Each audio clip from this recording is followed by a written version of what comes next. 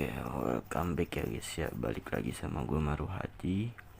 Kali ini ada yang berbeda dari video-video sebelumnya. Kalau video sebelumnya itu gue main game, dan sekarang mungkin kita ada sebuah segmen, mungkin ya bisa dibilang segmen atau sebuah konten baru, yaitu gue akan coba bareng-bareng kita sama-sama belajar tentang instalasi atau tentang teknik instalasi tenaga listrik.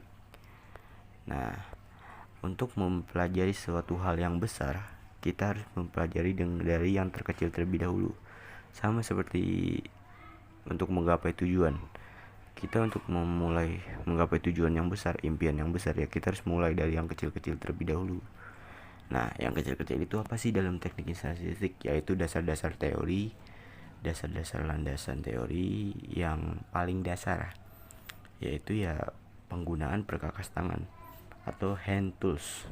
Nah, nantinya di video berikutnya juga akan gue jelasin tentang K3K, K3 atau tentang dasar-dasar listrik.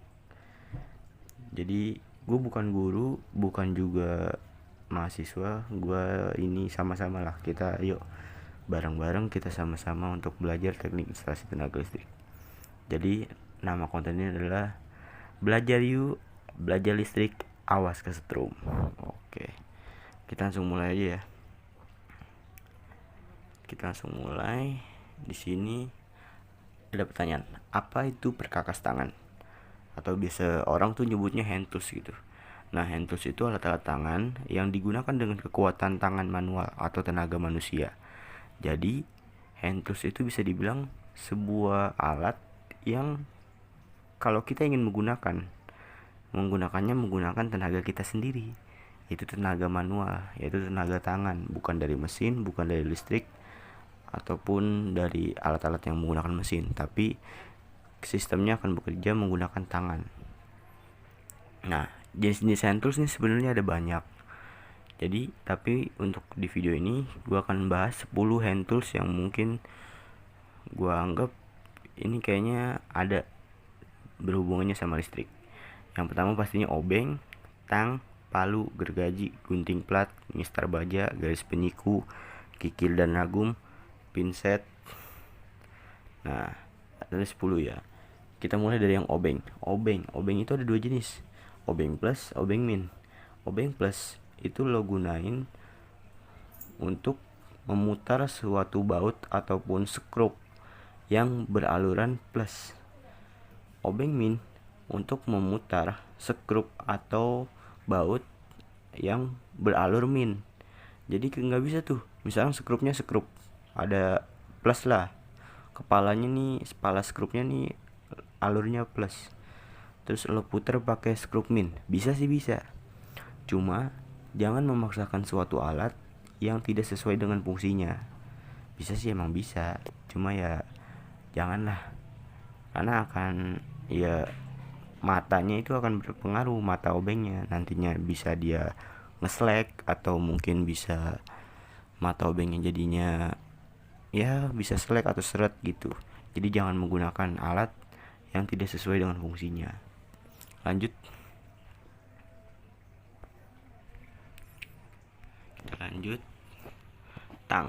tang ini banyak juga jenisnya, ada 4: tang pengupas, tang potong, tang lancip, dan tang kombinasi. Tang pengupas dalam teknik instalasi tenaga listrik itu biasanya digunakan untuk mengupas kabel.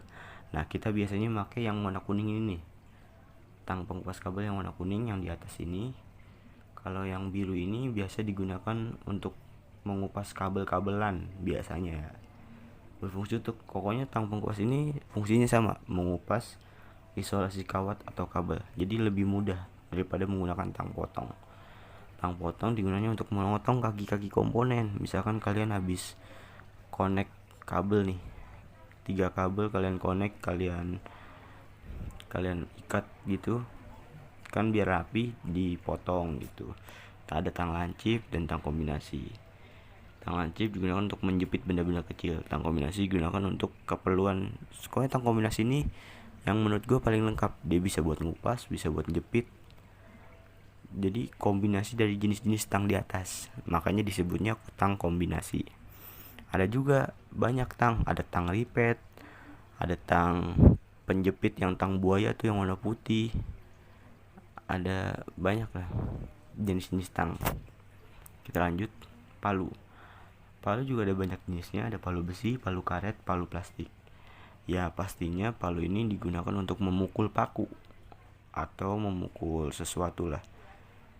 Ya, yang penting jangan kalian gunain buat tawuran. Palu nih kayak gini kan, lagi di tawuran bawa palu ya kan, jangan lah. Jadi ya gunain alat-alat sesuai dengan fungsinya, jangan memaksakan alat yang tidak sesuai dengan fungsinya. Kita lanjut. Bentar. Oke, gergaji. Gergaji ini ya kalian tahu sendiri lah, ada gergaji besi, gergaji kayu. Yang paling dipakai untuk teknik instalasi tenaga listrik itu sebenarnya gergaji besi menurut gue ya. Karena di saat kalian ingin merapikan instalasi kabel, pasti kalian membutuhkan paralon, membutuhkan pipa PVC, atau membutuhkan selang fleksibel, atau membutuhkan kabel dak TC6 atau TC5. Nah, untuk memotong sesuai ukuran itu kan kalian pasti memotong pipa, memotong kabel dak itu menggunakan gergaji. Ya kalau nggak gergaji ya mungkin pisau. Tapi ya paling rata-rata untuk orang teknik instalasi tenaga listrik itu menggunakan gergaji besi. Lebih tepatnya menggunakan mata gergaji besi. Nah, jadi bisa digunakan untuk motong pipa PVC, motong kabel dak gitu. Kita lanjut. Gunting plat. Gunting plat nih sebenarnya untuk memotong plat atau seng atau aluminium ya. Gue juga nggak tahu ini sebenarnya di listrik itu bergunanya buat apa, karena gue emang belum nemuin. Karena balik lagi, gue bukan guru, bukan dokter, insinyur listrik gitu, bukan. Gue cuma ya sama-sama belajar aja lah gitu. Kita bareng-bareng belajar juga. Jadi ilmu-ilmu yang mungkin gue dapat bisa gue share juga di YouTube gitu. Ilmu-ilmu yang gue dapat dari sekolah, atau ilmu yang pernah gue dapat dari tempat gue magang atau tempat gue PKL gitu, ya bisa gue kasih lah di YouTube gitu. Kita berbagi, kita share aja, sharing-sharing, ngobrol-ngobrol. Oke, kita lanjut. Kita lanjut ke alat selanjutnya. Nah, Mister Gajah dan garis penyiku. Untuk merangkai suatu rangkaian instalasi listrik, kalian pastinya harus menggambar terlebih dahulu instalasinya seperti apa. Karena di dalam sekolah juga diajarkan tentang yang namanya gambar teknik listrik. Nah, itu biasa di kelas 10 tuh ada tuh gambar teknik listrik. Nah, untuk menggambar kenyang gua.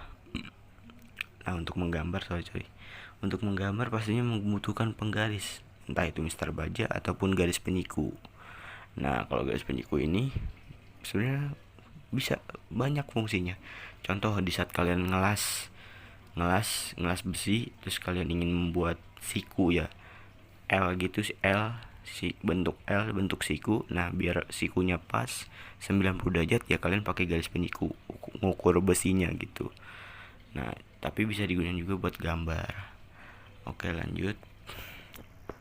Kikir atau ragum. Kikir ini sebenarnya untuk mengasah sih menurut gua.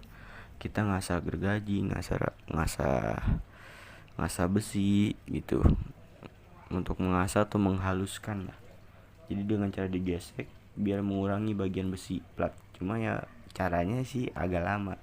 Jadi kalau buat ngasah atau ngehalusin ya mending pakai gerinda ngasah, mata gerinda halus gitu, bukan mata gerinda potong ya. Mata gerinda asah lah, yang T47 atau T41 kalau nggak salah gua. Ya lebih baik pakai gerinda gitu daripada pakai kikir. Nah, ragum ini buat menjepit atau memegang benda yang akan dikerjakan, biar memudahkan untuk mengerjakannya. Jadi dijepit nih di sela-sela besi ini, dijepit, baru dah kalian mau melakukan pekerjaan apapun itu biar lebih gampang, lebih efisiensi, lebih fleksibel lah kerjanya. Nah, kita lanjut ke pinset dan penggores. Pinset ini menurut gue buat menjepit kaki komponen ya yang akan disolder agar panasnya berkurang. Nah, solder itu kan kita tangan kita kan cuma dua ya. Misalkan tangan yang kanan memegang alat solder, tangan kiri megang kabel yang ingin disolder. Itu agar lebih gampang dan memudahkan kita dalam bekerja ya dengan cara kita menjepit kabelnya.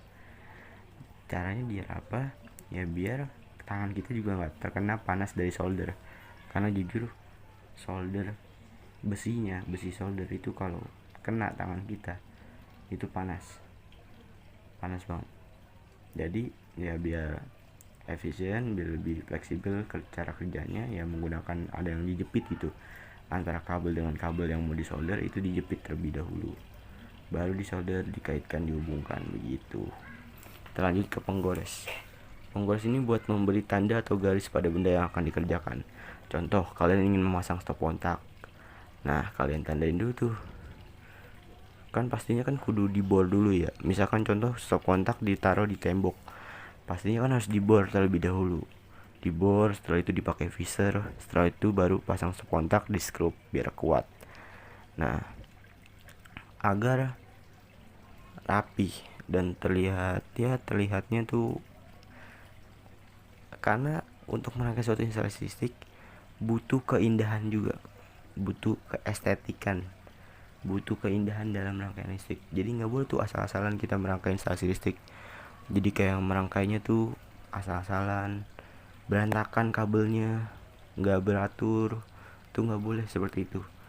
Jadi harus rapi, bener-bener rapi, bener-bener kalau dilihat tuh cantik gitu. Jadi ya biar rapi, biar sesuai dengan ukuran yang kita mau ya kita tandain dulu. Contoh nih, stop kontak kita tandain temboknya, kita tandain, sudah ditandain lubangnya yang mau dibor, baru kita bor temboknya menggunakan bor beton.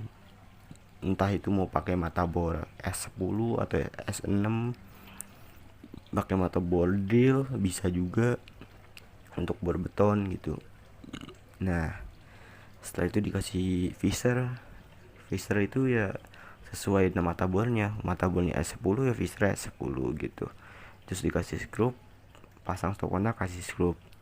Sama dengan tedus juga masang di tembok juga seperti itu, sama lah. Jadi buat menanda dong, dan menandain memberi garis lah pada benda yang akan dikerjakan. Itu gunanya penggores. Nah, kita lanjut. Oh, ternyata udah selesai materinya. Oke, mungkin sekian dari saya. Tuh. Jadi di sini saya cuma mau sekedar kita belajar bersama, kita bareng-bareng belajar tentang teknik instalasi tenaga listrik. Ya, intinya saya bukan mau menggurui kalian. Kita cuma ya belajar aja lah, belajar. Kita belajar bareng untuk mempelajari teknik instalasi tenaga listrik dari yang dasar-dasarnya terlebih dahulu. Oke. See you. Sampai jumpa lagi di video selanjutnya. Buat kalian yang belum mengerti, bisa langsung ditanyain aja di kolom komentar. Karena sifatnya bertanya atau pertanyaan itu antara benar-benar paham atau tidak paham sama sekali. Jadi jika ada yang ingin ditanyakan, saya ucapkan terima kasih karena sudah berani untuk bertanya. Karena jika kita tidak berani untuk bertanya, maka kita akan sesat di jalan. Jadi bertanyalah jika ingin bertanya. Keluarkanlah apa yang ingin kamu ucapkan. Jangan pernah kamu tutup atau jangan pernah kamu pendam apapun yang kamu ucapkan. Jadi kalau ada yang mau ditanyakan, tanyain aja di kolom komentar. Saya akan mencoba untuk membantu menjawab pertanyaan-pertanyaan tentang teknik instalasi listrik. Membantu menjawab sebisanya saya, menjawab dengan ilmu yang saya punya. Terima kasih. Sampai jumpa di video selanjutnya. See you di video selanjutnya. Oke, terima kasih buat kalian yang udah nonton sampai habis, yang udah like, comment, and share, and subscribe.